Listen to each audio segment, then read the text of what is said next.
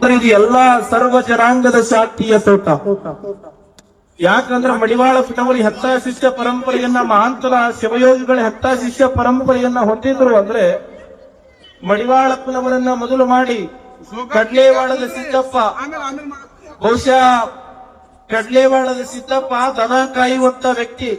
ಬಹುಶಃ ಅವ ಹೆತ್ತ ಅದ್ಭುತವಾಗಿರುವಂತ ಜ್ಞಾನಿಯಾಗಿ ಪರಿವರ್ತನೆ ಆಗ್ತಾನೆ. ಅಂದ್ರೆ ಗುರುವಿನ ಆಶೀರ್ವಾದದಿಂದ ಜ್ಞಾನಪೂರ್ಣಂ ಜಯ ಗಂಜ್ಯೋತಿ ನಿರ್ಮಲವಾದ ಮನವೇ ಕರ್ಪೂರದಾರತಿ ಅನ್ನುವಂತ ಗೀತೆಯನ್ನ ಅವನ ಸಲುವಾಗಿ ಮಡಿವಾಳಪ್ಪನವರು ಬರೀತಾರೆ, ಹಾಡ್ತಾರೆ. ಅಂದ್ರೆ ಅವನು ಎಷ್ಟರ ಮಟ್ಟಿಗೆ ಗುರುವಿನ ಸೇವೆಯನ್ನ ಮಾಡಿರ್ಬೇಕನ್ನುವಂಥದ್ದನ್ನ ವಿಚಾರ ಮಾಡ್ಬೇಕು. ಚನ್ನೂರು ಜಲಾಲ್ ಸಾಬ್ ತಗೋರಿ, ಬಹುಶಃ ಕೈನೂರು ಕೃಷ್ಣಪ್ಪ ತಗೋರಿ, ಬಹುಶಃ ಭಾಗಂಗೋಡ್ತಿ, ಅನೇಕ ಶರಣರೆಲ್ಲರೂ ಕೂಡ ಈ ಪರಂಪರೆ ಒಳಗೆ ಬಂದು ಗುರು ಸೇವೆಯನ್ನ ಮಾಡಿ ಮುಕ್ತಿಯನ್ನ ಹೊಂದಿರುವಂತವರದಾರ.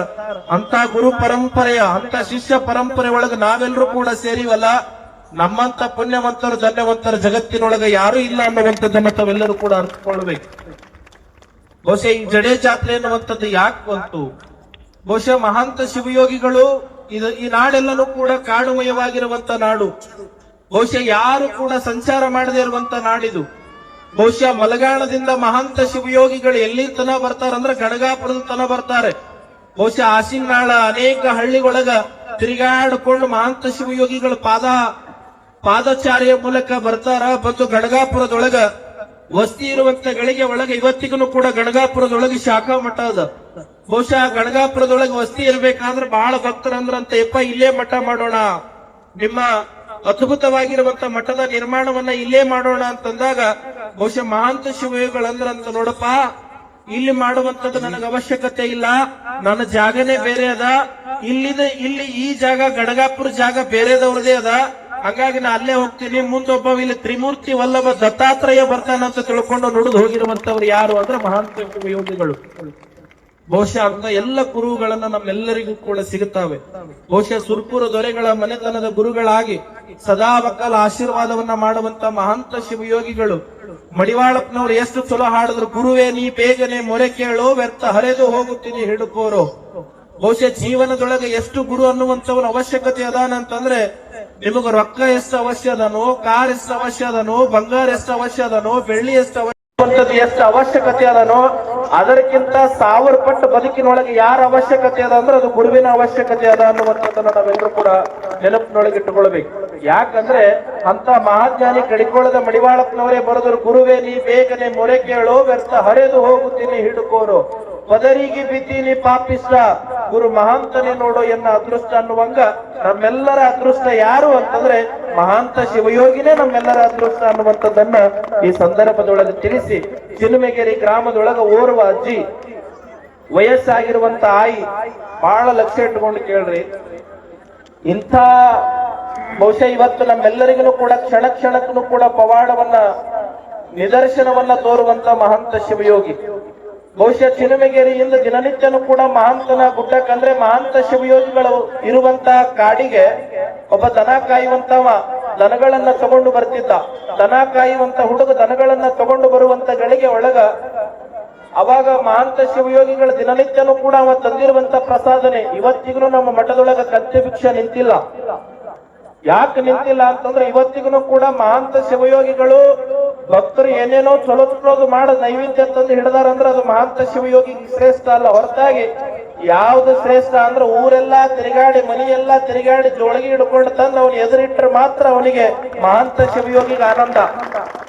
ಇವತ್ತಿಗೂ ಕೂಡ ಹತ್ತನೂರು ಚಿಲುಮೆಗೆರೆ ಬಹುಶಃ ಎಲ್ಲಾ ಕಡೆಯಿಂದ ದಿನನಿತ್ಯ ಇವತ್ತು ಹತ್ತನೂರದಿಂದ ಬರುವಂತದ್ದು ನೋಡ್ತೇವೆ, ಚಿಲುಮೆಗೆರೆಯಿಂದ ಬರೋದು ನೋಡ್ತೇವೆ, ಬೈರಾಮಡಿಗೆಯಿಂದ, ಬಂದ್ರವಾಡದಿಂದ, ಬಬ್ಬುರದಿಂದ, ಮದರಾಬಿ ಗ್ರಾಮದಿಂದ, ಚೌಡಾಪುರದಿಂದ ಎಲ್ಲಾ ಕಡೆನೂ ಕೂಡ ಕತ್ತಿ ಭಿಕ್ಷೆ ಮಾಡ್ಕೊಂಡು ಬರುವಂತ ಭಕ್ತರಾಗಿದ್ದಾರೆ. ಆ ಮಹಾಂತ ಶಿವಯೋಗಿಗಳು ಕುಳಿತಿರುವಂತ ಗಳಿಗೆ ಒಳಗೆ ಒಂದು ದಿನ ದನ ಕಾಯುವಂತ ವ್ಯಕ್ತಿ ತಡವಾಗಿ ಬಂದ.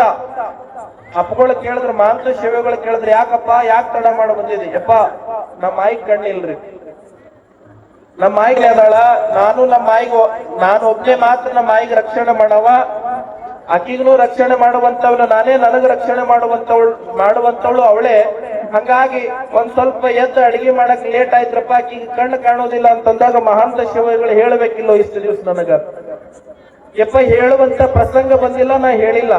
ಆಯ್ತು ಸರಿ ಅಂತ ತಿಳ್ಕೊಂಡು ಮಹಾಂತ ಶಿವಯೋಗಿಗಳು ಬಹುತೇಕ ಮಹಾಂತನ ಗುಡ್ಡ ಮೂಲತವಾಗಿ ಆಯುರ್ವೇದದಿಂದ ಕೂಡಿರುವಂತ ಮಠ. ಕಡಿಕೋಳದ ಮಡಿವಾಳಪ್ಪನವರು ಶ್ರೀಶೈಲಕ್ಕೆ ಹೋಗಿ ಅನೇಕ ವರ್ಷಗಳ ಕಾಲ ಆಯುರ್ವೇದವನ್ನ ಕಲ್ತು ಬರ್ತಾರೆ.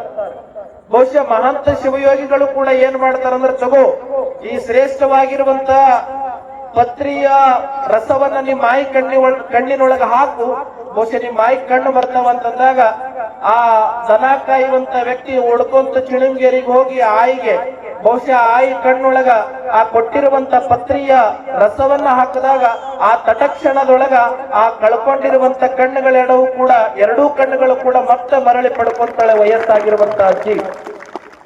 ಊರೆಲ್ಲ ಸುದ್ದಿ ಮಹಾಂತ ಶಿವಯೋಗಿಗಳ ಪವಾಡ ಕೇಳಿ ಊರೆಲ್ಲರೂ ಅಂತಾರ, ಮಹಾಂತ ಶಿವಯೋಗಿಗಳ ಕಣ್ಣು ಇರ್ಲಾರ್ದವ್ರಿಗೆ ಕಣ್ಣು ಕೊಟ್ಟಾರಂತಂದ್ರೆ ತಡಿ ಊರೆಲ್ಲರೂ ಸೇರಿ ಹೋಗೋಣ ಅಂತ ತಿಳ್ಕೊಂಡು ಊರಿನವರೆಲ್ಲರೂ ಸೇರ್ಕೊಂಡು ಭಕ್ತರೆಲ್ಲರೂ ದೈವದವರೆಲ್ಲರೂ ಕೂಡ ಸೇರ್ಕೊಂಡು ಬಹುಶಃ ಎಲ್ಲಿಗೆ ಬರ್ತಾರಂದ್ರೆ ಮಹಾಂತ ಶಿವಯೋಗಿಗಳಂತೆಲ್ಲ ಬಂದು ಮಹಾಂತ ಶಿವಯೋಗಿಗಳಿಗೆ ಏನು ಕೇಳ್ಕೊಂತಾರಂದ್ರೆ, ಯಪ್ಪ ನಮ್ಮದೊಂದು ಎಲ್ಲ ಊರನ್ನವ್ರ ಸಂಕಲ್ಪ ಅದ. ಏನು ಸಂಕಲ್ಪ ಅದ ಅಂತಂದ್ರೆ ನಿಮ್ ಜಡಿ ತೊಳಿಬೇಕ್ರಿ. ಮಹಾಂತ ಶಿವಯೋಗಿಗಳ ಜಟಾಧಾರಿಗಳಾಗಿರ್ತಾರೆ, ಸಾಕ್ಷಾತ್ ಶಿವನ ಸ್ವರೂಪಿಗಳವರು.